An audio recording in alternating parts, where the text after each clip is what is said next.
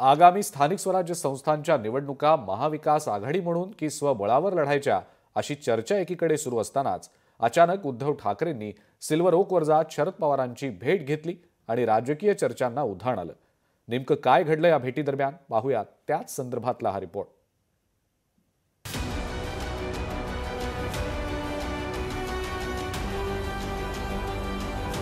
महापालिका निवडणुकांसाठी महाविकास आघाडीची रणनीती, उद्धव ठाकरे आणि शरद पवारांमध्ये चर्चा। महाविकास आघाडी समन्वयासाठी शरद पवार मैदानात।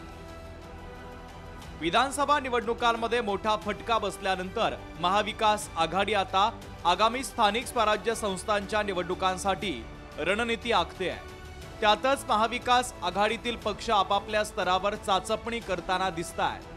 शिवसेना उद्धव बाळासाहेब ठाकरे पक्षाच्या बैठका पार पडल्या।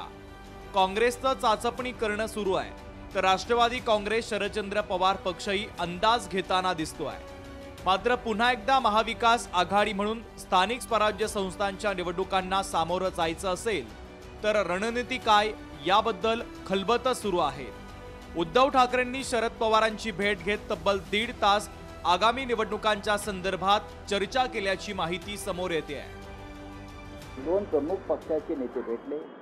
महाविकास आघाडी ठणठणीत आहे, काय चिंता करू नका। लोकसभेला आम्ही एकत्र लढलो, विधानसभेला एकत्र लढलो, काही चुका झाल्या असतील त्या भविष्यात दुरुस्त करू। आमच्यामध्ये संवाद राहिला पाहिजे, तो संवाद सुरू झालेला आहे आणि हे एक सकारात्मक लक्षण। लोकसभा आणि विधानसभा निवडणुकांसाठीच महाविकास आघाडी झाल्याचं संजय राऊतांनी म्हटलंय, तर महाविकास आघाडीचा निर्णय अद्याप झालेला नाही। त्याबरोबर उद्धव ठाकरेंचाही निर्णय अद्याप झाला नसल्याचं एकत्र बसून निर्णय घेतला जाईल असं राष्ट्रवादी काँग्रेस शरदचंद्र पवार पक्षाचे प्रदेशाध्यक्ष जयंत पाटलांनी म्हटलंय। निर्णय नाही झालेला, पण त्यांचं म्हणणं बरोबर आहे। अजून सर्व पक्षांना विश्वासात घेऊन निर्णय करण्याची प्रक्रिया आम्ही केलेली नाही। निर्णय झाला नाही म्हणजे आज फक्त भेट झाली।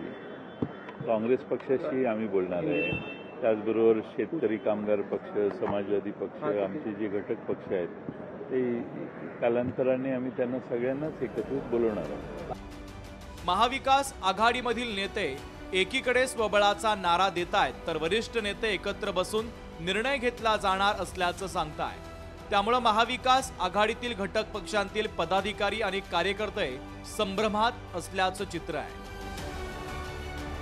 स्वप्नील जाधव, लोकशाही मराठी, मुंबई।